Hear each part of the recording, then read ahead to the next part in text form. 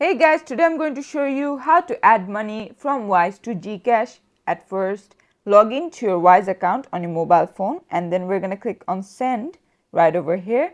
And then if you are from international, then make sure, like if you're sending it to another country, you're in international. But if it's on the same currency, you can click on this one. I'm just going to go with international for this one. So this should be USD. Let's select this one, and this one should be PHP or whatever country you are in that supports it. And then we're going to click on continue.